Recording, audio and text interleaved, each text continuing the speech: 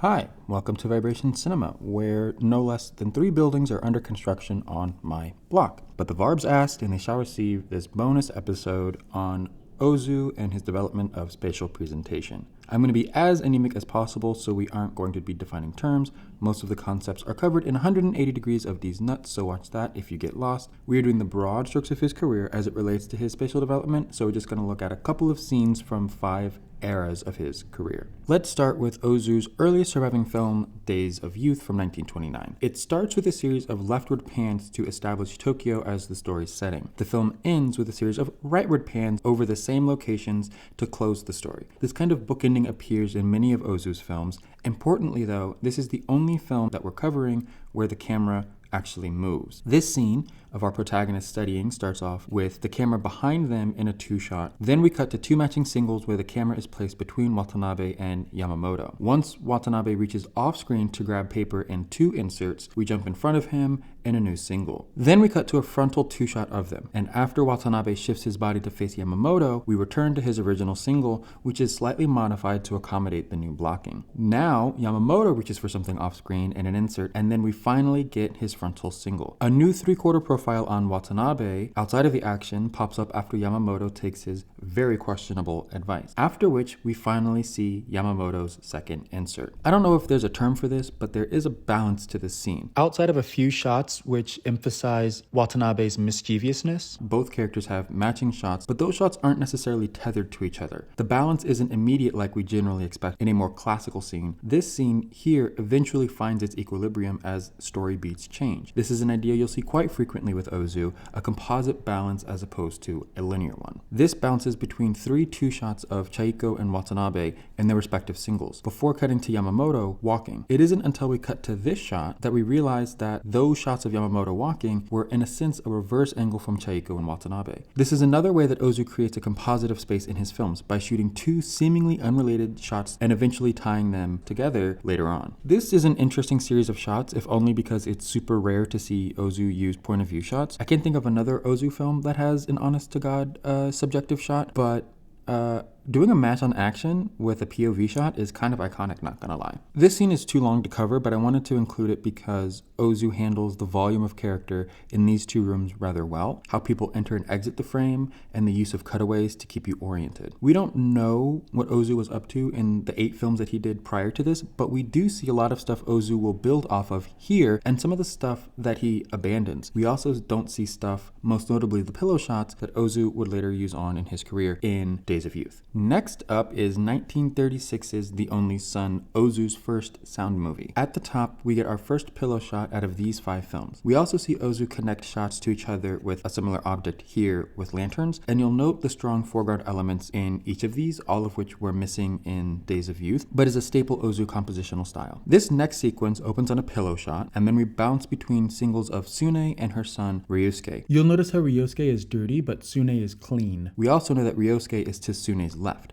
Eventually we cut to a clean shot of Ryusuke and a new single of Sune, both now inside of the action. When Ryusuke's teacher, Okubo, shows up, we finally get that dirty shot of Sune. So we finally reach that equilibrium of shots as a new character is thrown into the mix, a development from this scene in Days of Youth, right? Now, please excuse this quick diagram that I made in a free-to-use shot planner, which I will not be recommending, but this kind of approximates the camera map that Ozu would have used to film this scene to give you an idea of how the space was set up. We hold on the dirty shot of Sune as she and Okubo settle into their new marks, establishing the character's new position. Then we cut to a planimetric shot of Sune, an over-the-shoulder shot of Okubo, and then a new clean single of Ryusuke as he stands. Once again, a new dramatic beat brings us to this shot of the dekak from the beginning of the scene where Okubo is dirty. And here again is another camera map for the second part of this scene. There's a balance to the scene as well. Discounting this shot that connects the 2 halves of the scene, there are only 2 over the shoulders and 2 clean planimetric shots, though they are not matching sets. This is indicative of how methodical he is, even if he isn't necessarily obvious with it, like with classical continuity. To open the second scene of this sequence, we find ourselves under the staircase, and 2 shots emphasizing Ryusuke's loneliness. But then we get to this shot of Okubo leaving after a planimetric shot shot of Sune bidding him goodbye,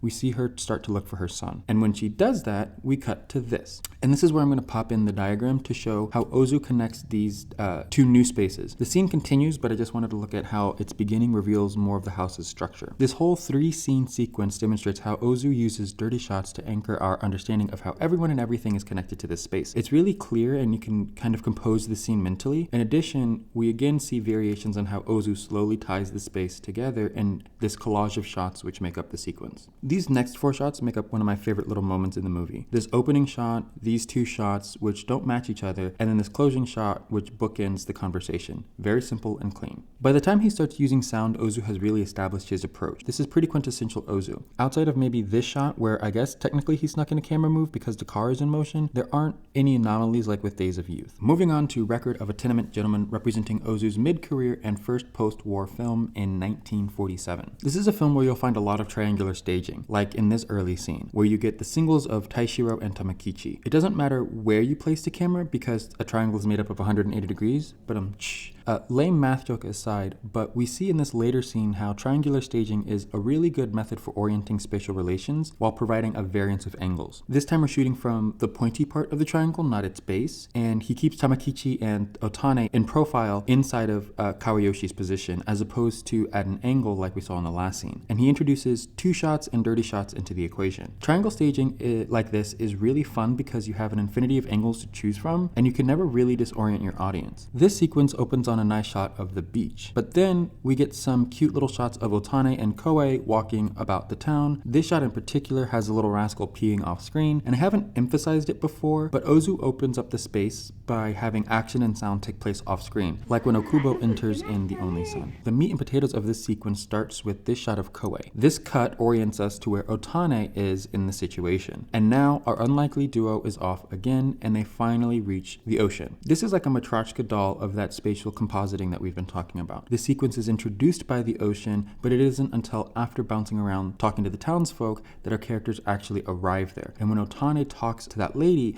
we don't actually know where she is in relation to Koei until a later shot. But this next sequence, we have bookmarks again with Otane at the mill. We have a long shot and then cut into her axially, and then we get the reverse of that at the end, cutting out in the long shot. Kiku arrives and we cut outside of the action past Otane, then the reverse past Kiku. Ozu chose this coverage specifically, but I guarantee that he filmed this action from the previous angle. Ozu likes deep focus and foreground elements, so he sets up shots like these outside of the action when a character is about to move. Kawayoshi stops by for a bit, and after he leaves, Koei comes home. After Kiku and Koei leave, Otane visits Tamakichi, her neighbor, who is visited by his daughter Yukiko, and we get another variation on triangle staging. Koei comes home from buying lottery tickets, and an excited Otane comes to check on his fortune. Finding out that it was a dud, she angrily returns to her mill, ending the sequence as it began. At this point in his career, it's clear that Ozu is comfortable with his style, playing with variations, permutations, and combinations of his staple. And you know he gagged the girls with this shot. On to Equinox Flower from 1958, Ozu's first color film, and for what it's worth, Ozu chose very correctly to use the Supreme color film stock, Agfa color, because of how it rendered his favorite color, red, the best. This is another film with a bookend concept, this time with trains. We start on the platform and end on the train itself. There's a linearity to this film, and we see it in the opening wedding sequence, the office, and in the train. Here's another way that Ozu can vary his style, using shapes as a structuring device. This scene is typical Ozu. Not gonna get into detail because we've seen ideas like this before, just bookending, equilibrium, etc. I'm including it here because it's such a lovely scene and to show the different ways that Ozu employs the elements of his style. And here we have another triangle scene. Again, we've seen this before, but he's using a different set of angles where the camera is placed on each vertex of the triangle to cover the scene than he did in our example from Record of a Tenement Gentleman. With Equinox Flower, Ozu continues to give his work a new style, a new hairdo, a new cut, a new color. And lastly, Ozu's swan song in Autumn Afternoon. Out of these 5 films, this is the most austere, just pure stereotypical Ozu. This scene ends with Shozu telling Hirayama he will be going to a baseball game instead of the reunion. Then we get a series of pillow shots starting off at the baseball stadium, with our last one being of the game televised. We'll come to find out in the next couple of shots that the TV is in the bar where the reunion is happening and that Shozu is actually with them. We see how Ozu continues to use themed transitions to move between scenes and slowly reveal the geography of the set. And there isn't really much to talk about that we haven't already, except this exceptional shot, though irrelevant to the video, of Kazuo being in bed with the best lighting of the 5 films that we've talked about. This juicy lighting carries in a series of pillow shots, which is interesting because the first pillow shot is actually recycled as a more normal shot, I guess you would call it, which I don't think we've seen before in any of the previous films. Like I said, Autumn Afternoon is pretty aesthetic when it comes to permutations and such, like you do with some of the films that we've seen previously. To tie this back to the previous video, I just want to emphasize that Ozu created a systematic way of presenting spatial relations on screen that does not need the 180-degree rule to be legible. And that's our video on Ozu. But if you know me from around the internet, you know that I never finished the written version of this series because I felt that screen caps weren't doing the job. That failed written mess was actually what planted the seed for what would eventually become Vibration Cinema. So this episode is for the before day 1 Varbs, and I checked the dates on that series, March 28th and 29th of 2018. 3 years to both dates of when I created this channel and published the first video. So this has been a very special and serendipitous little series on space as we posted the parent video, 180 Degrees of These Nuts, on the 1-year anniversary of Vibration Cinema, and I just want to thank you all for the support. I really do appreciate it. I can't believe that we've made it a year. But that's enough sentimentality. Next up, we are actually going to do the montage video, which should be fun. Like, comment, share, and subscribe, etc., etc. Love you all madly. Bye.